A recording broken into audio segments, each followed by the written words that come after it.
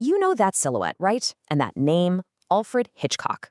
For more than 50 years, he was known as the one, the only, master of suspense. This was a director who didn't just make movies. He basically engineered anxiety itself, turning the cinema into a playground for our deepest fears. But how on earth did he pull it off?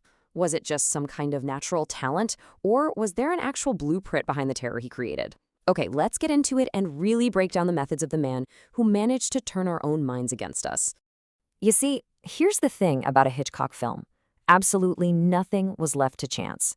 His suspense wasn't an accident. It was a carefully built machine designed with one purpose: to manipulate us. And the whole thing starts with one very simple but totally brilliant idea. This right here, this is basically Hitchcock 101. He always argued that surprise is, well, it's cheap. A sudden bang, a jump scare, yeah, you get a jolt, but it's over in a second. Suspense, though, that's where the real art is. By letting us in on the secret, by showing us the bomb under the table while the characters are just chatting away, clueless, he doesn't give us a 15-second shock. Oh no, he gives us 15 minutes of pure, agonizing tension. He even said it himself. He let the audience play God. He gave us more information than the people on screen. We know the killer is in the house. We know the clock is ticking, but we are totally powerless to do anything about it. And that space right there, that gap between what we know and what the characters don't, that's where suspense lives. We're not just watching a story unfold. We're trapped in an emotional pressure cooker.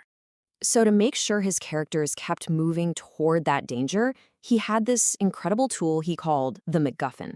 It's the secret government plans, the stolen jewels, the microfilm, the thing that everyone in the movie is desperately trying to get.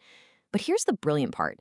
Hitchcock said the MacGuffin has to mean the world to the characters, but it should mean absolutely nothing to us in the audience. And think about it, be honest. Do you really care about the secret airplane engine designs in the 39 Steps, or what was on that microfilm in North by Northwest? Of course not. And in Psycho, the whole story gets started because of stolen money. But by the end of the film, who even remembers the cash? The MacGuffin is just the starter pistol that gets the race going. The race itself is the only thing that matters. Now, for decades, the story we were all told was that this Hitchcock Touch was the work of one man, a lone genius. But that's not the whole story. Not even close. The truth is, it was a partnership, a four-handed process with a secret collaborator who was there from the very beginning. Everyone, meet Alma Reville. She was Hitchcock's wife. But, and get this, when they first met in the 1920s, she was actually his superior in the film industry. No joke. She was already a highly respected editor and filmmaker in her own right. She was a creative force long before anyone had ever heard the name Alfred Hitchcock.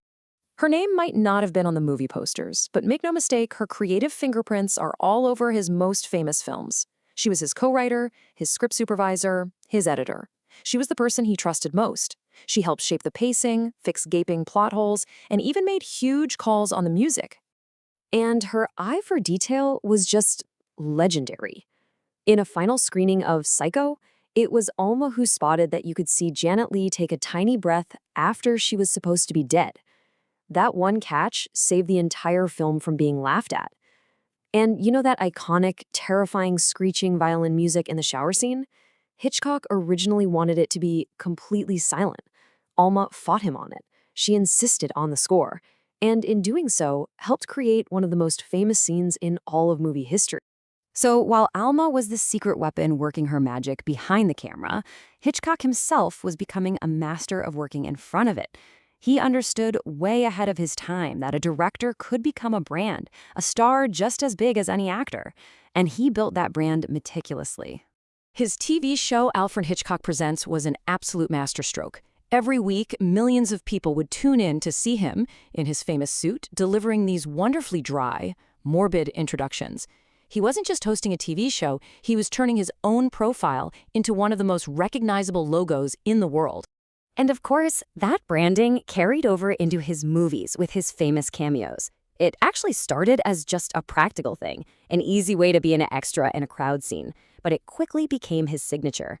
It got to the point where audiences were so busy looking for him that it was distracting, so he started putting his cameos in the first few minutes of the film just to get it over with. It became this fun little game he played with his fans. But this game could get pretty tricky. For his 1944 film Lifeboat, the entire story takes place on, you guessed it, a single lifeboat, adrift in the middle of the ocean. So, how in the world was he supposed to make an appearance in that?